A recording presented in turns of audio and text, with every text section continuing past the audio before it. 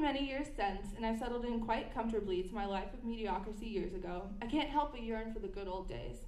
But some things just aren't meant to be, and my life on the wild side just happened to be one of them. Thank you. Next up is Brian Morrell.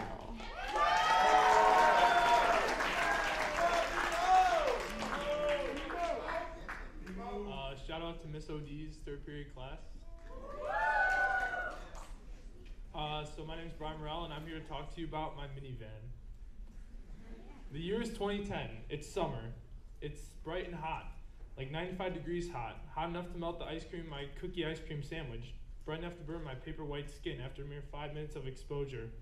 The best part of my afternoon at the pool, besides going off the diving board for the 100th time, is climbing into the cool, refreshing, air-conditioned minivan piloted by my mom. These are some of the happiest days of my life. I'm 10 years old and my childhood is in full swing.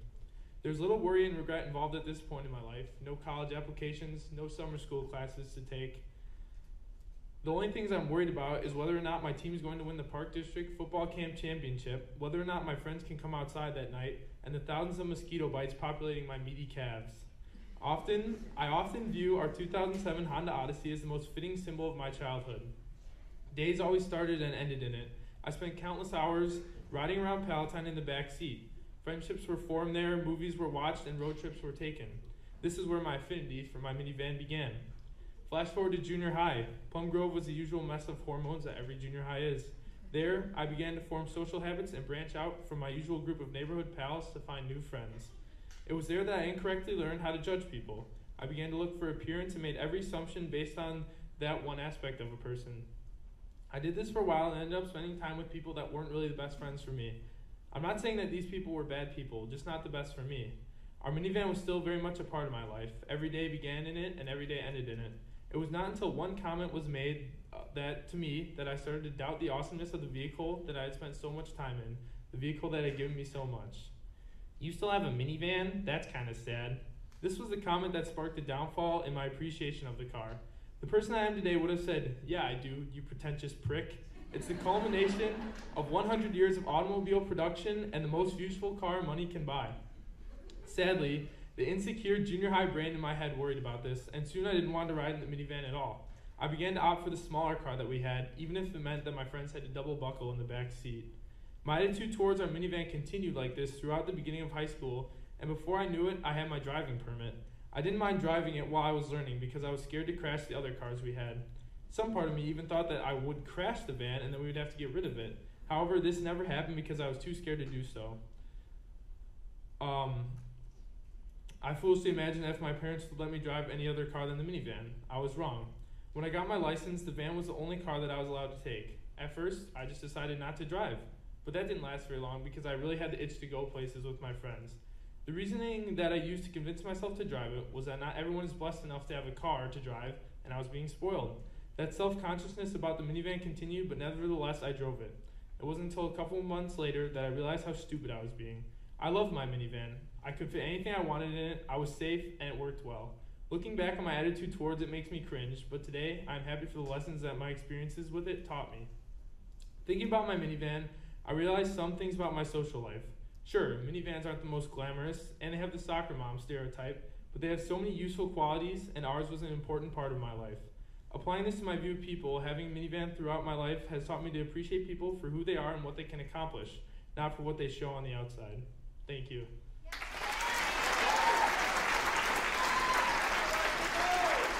Next up, we have Alexander Yusi.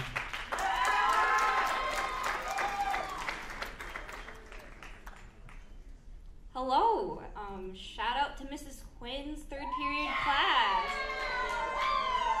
And also, thanks to my family and friends for being here. I love you. I got some poetry to share with you today. So my first poem is called Making Our World Better. The demons that lurk in the dark take a toll on your soul, leaving their mark. When you feel empty inside, you know there's nowhere left to hide. You feel bound and tied to the reality where you reside. It gets to the point where you're tired of everything, causing the deafening silence in your ears to ring. Every day, it gets harder to get out of bed, and taking the first step out only fills you with dread. It's difficult to even smile, just adding on to the ever-growing pile. But you know it takes more than that to knock you down. So you do your best to shake it off and not seem to frown. The world out there is crazy and cruel. So what's the point on creating another duel? You might not see a reason to keep fighting every day, or even see a reason that will want to make you stay. If you can't help yourself, you can always be there for others. And helping someone can even allow your own wounds to cover. See the good, see the bad. Make the choice to make someone glad. Be the hope, be the change. Have the courage to rearrange. You just have to believe in the power within you can achieve. Because if you keep pushing through, you'll probably find someone just like you. Just stand your ground and face your demons. They'll just torture you for any rhyme or reasons, which is probably easier said than done. But there's a battle out there for you to be won. You can make this world a better place. And the first steps towards that is punching your own demons in the face.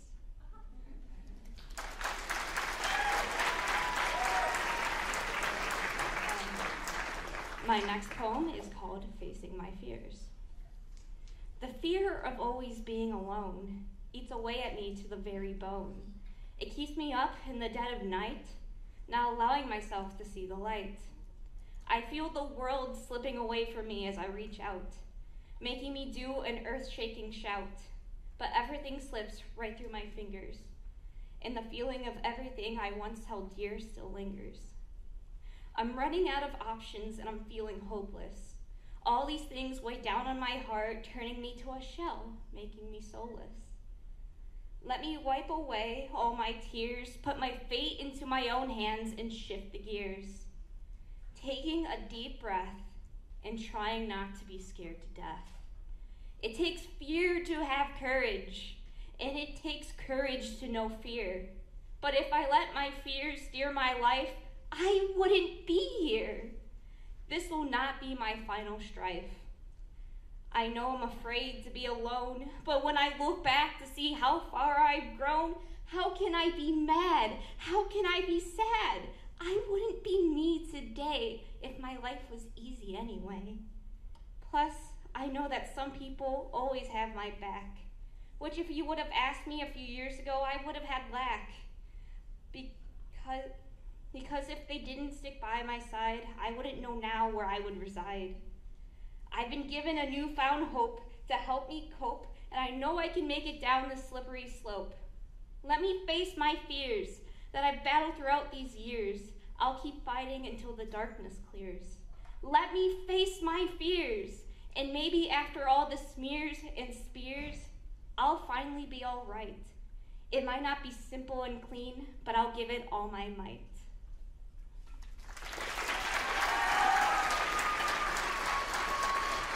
And for my final poem, it's called Always Friends. Let's be friends forever, okay?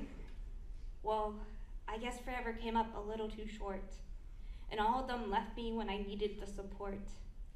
Only being left with all the memories of what we once were, of what was once felt so real, cracking me at the seams, leaving me to deal.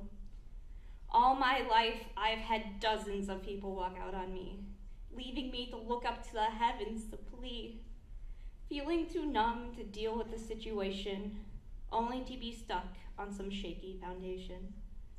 I know that no matter how hard I try and fight, there's nothing I can do to make it right. I know they're scarred and beaten and bruised. I still don't think their actions should be excused. Seeing them happy without me seems bittersweet, though I know I'd rather see them happy than have my own heart beat. It clenches my chest. I feel like I need to rest, though I know I did my best, and that is what I hold on to. I know that nothing in life is guaranteed, and I think almost all of you would have agreed. I was naive to think this would have lasted very long. I guess that's where I went wrong. I'll hold on to all the times we spent together, All those memories filled with joy will be my tether. Hopefully we'll meet again. My love for you all will never end. Want to be friends forever?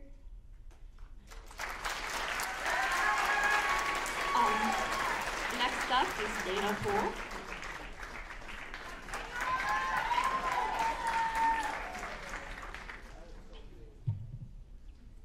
"2018 was a wild year for me. I lost a friend to drama, one of my best friends moved schools, I became co-captain of a team, and found myself in a relationship. While these definitely aren't the most unique occurrences, to me they made a great impact as they taught me about love. I thought I had a grip on how to comprehend affection, but last year I learned a lot about my perspective.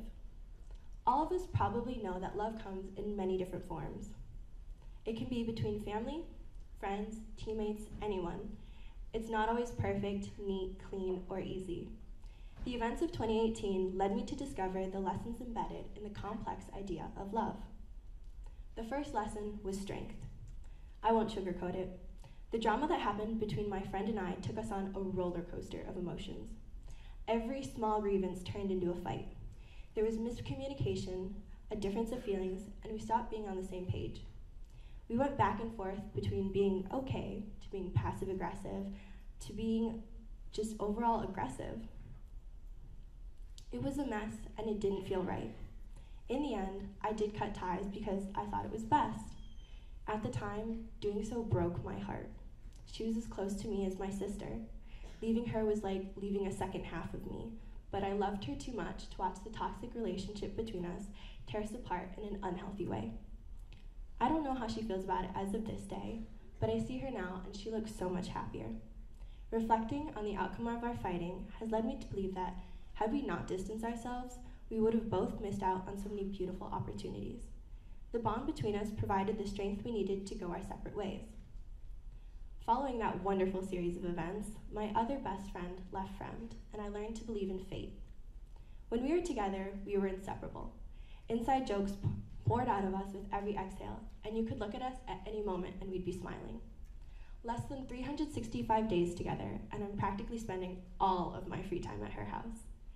Then, she got into a new school, and I couldn't have been happier for her. But the first day of sophomore year was rough. Every time I thought of something funny or the PA system played Perfect by Ed Sheeran, I wanted to turn to her and freak out. But she wasn't there. I still miss her. Luckily though, this situation has a much happier end. We're still close and we talk all the time. Our relationship was instantaneous, and it's my honest belief that we were meant to cross paths. The trend of change continued as summer came and went. I became co-captain of the color guard team here at Fremd. Leading a group of 9 girls may not seem like much, but it freaked me out. Suddenly, I was in charge of keeping everyone together. I had to recognize that I was always being watched, and I needed to step up my leadership skills. Being a sophomore, I thought the team would think of me as someone they could disregard. I was proved wrong, though. Through our fall and winter seasons, I've grown incredibly close to the girls I call my teammates and my friends. Day-long competitions, our tea spilling, and our joke making has connected us all. While we are a small group, they've taught me that everyone's heart has the room to love more people than they know. Appreciation and acceptance are limitless if they're allowed to grow. Finally, there's my boyfriend. He's taught me that it's important to be confident and accepting of myself. He encourages me to be proud by making silly dances with me, supporting the activities I'm involved in, and sharing parts of his life. The open communication between him and I only furthers our commitment to one another. When I'm with him, I feel unstoppable because he believes in me, which means I must be doing something right. The amount of affection between us still amazes me, and it builds me up every time I feel down. I've learned to love the person I am. Looking back, the events of 2018 gave me a gift, experience. The experiences that led me to share my year. To those of you in this story, whether you're here or not, I thank you for everything you've given me. I wouldn't be here on this stage without the memories we've made as our paths intertwine and connected. I encourage everyone to take a moment to look back and see the small impacts that snowballed along the way. You might be surprised by the path you see. Next up is Grace Murphy.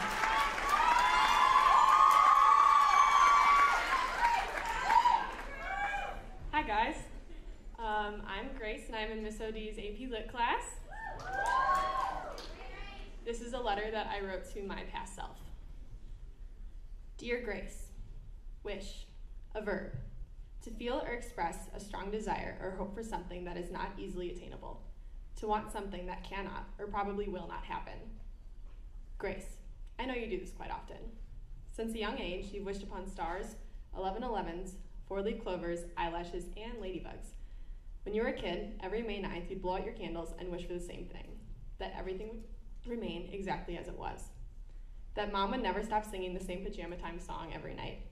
That Dad would never stop spontaneously taking you and Michael out for ice cream at 1 in the morning. That you'd never stop pushing Grandma and Grandpa past the koi fish pond at the nursing home. And each and every year, your wish came true. You woke up every morning falling in love with your extraordinary life. Grace, I know that at this point, life seems to be running dry. Mom's vibrant tune about bedtime that once filled the walls of your house slowly faded into arguments about grades and unmeetable expectations. Late-night ice cream trips have ceased now that Dad's work schedule has piled up alongside his aggravation and bipolar personality. Pushing Grandma and Grandpa around the nursing home isn't even a possibility because they aren't at the nursing home anymore. They left and you couldn't say goodbye. Grace, trust me, the rumors that flooded Fremd's halls are permanently engraved into my memory. How you're the one that made him suicidal. That you're supposedly the one that flung him into a pit of despair, only caring about yourself and your own well-being. I remember your daily routine. Wake up, go to school, avoid looking at your overweight body in the mirror, hold your breath for 7 hours and 15 minutes of hell, and go home all while pretending everything is fine when in fact it was the exact opposite. Each and every drop of self-confidence you once had was wiped dry by a rag of anxiety, and you simply had no choice but to let it rule your every decision. Grace, I remember your first panic attack. I won't ever forget that night after practice, staying up until near daylight doing homework with a pit in your stomach. Getting into bed, staring at the ceiling, feeling like someone's hands were gripped around your neck. Screaming, but no noise coming out. You thought you were dying. Waking up the next morning, you hoped and prayed it was all a bad dream, but the nightmare manifested itself into daily life. School was hard as it was, but this anxiety made it impossible. Teachers definitely noticed you crying in the back of their class, but you learned to play it off like allergies. Dancing, your escape, turned into your worst fear. Your friend group broke apart, and people you thought would be standing up at your wedding transformed into complete strangers. You loathed your body and everything about your appearance, and would have cut off any amount of excess fat on your legs to have the toned body of your female peers. Your personality constantly annoyed you, and you figured it better to keep your mouth shut in class rather than speaking your mind like you once did so confidently. Even home started to feel like a war zone, filled with screaming matches and disappointment. These nightmares took place seemingly every other day and would haunt you anytime, any place, anywhere they wanted to, and all you could do was take it. Grace, I remember the first time you thought about taking your own life. Sitting at the kitchen table, doing APUSH homework, you thought, this is why people kill themselves. Your eyes darted to the medicine cabinet as several what-if situations flooded your mind. But while every single suicide prevention lecture you half-heartedly sat through junior high told you to call someone immediately, you just sat there. You didn't want to scare Mom or Dad. You didn't want to threaten Michael's innocence. You didn't want sympathetic looks when you entered family parties. You just didn't. So you sat there, letting the voice in your head tear you apart, piece by piece, until you were simply a shell of the person you once were. Grace, I wrote this letter because I know you need it. I'm not going to lie to you. As a senior, your friends will watch you still have panic attacks in the hallways at Fremd, and sometimes that deafening voice still comes back to haunt you. However, notice the use of past tense in the previous paragraphs. While I'm aware you'll never receive this, I would give anything to tell you that your wishing well of a life has transformed into a reality you've always dreamt of. That even though Mom doesn't sing the pajama time song anymore, you spend that time teaching her the proper use of Instagram and what a snap is. And while you and Dad aren't at Wendy's getting Frosties past midnight, you make up for it by watching late-night game shows on school nights when you definitely should be asleep. Grandma and Grandpa have become your two guardian angels and biggest supporters.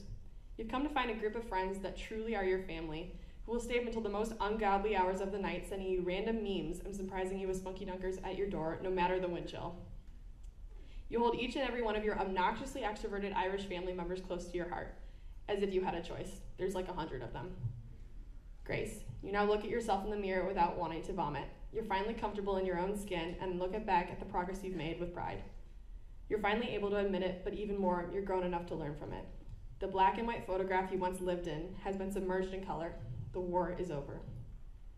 Reality, a noun. The world or state of the things as they actually exist, as opposed to an idealistic or notional idea of them.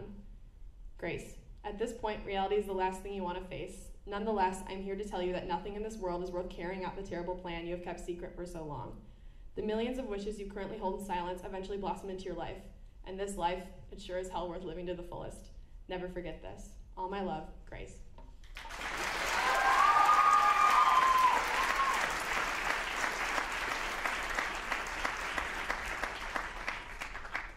All right, let's give this courageous, funny, talented, creative group another round of applause. And we probably have time for just one or two questions, so make them good if you have a question for someone on the stage. Anyone? Anyone? Yes, right there, Zoe.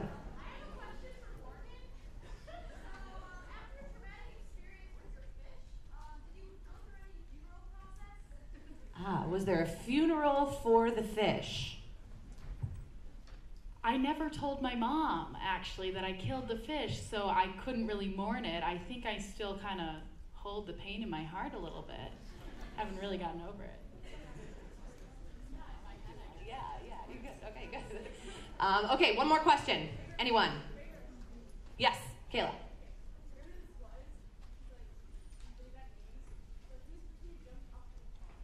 Person who jumped off the car. Caroline. Did you actually touch the red dangly thing when you jumped off the car? I did. It was fantastic.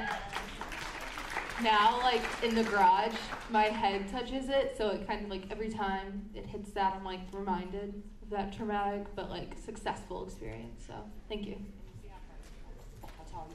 Thank you guys so much for being a wonderful audience. We will see you back here tomorrow or maybe later today. Have a great one.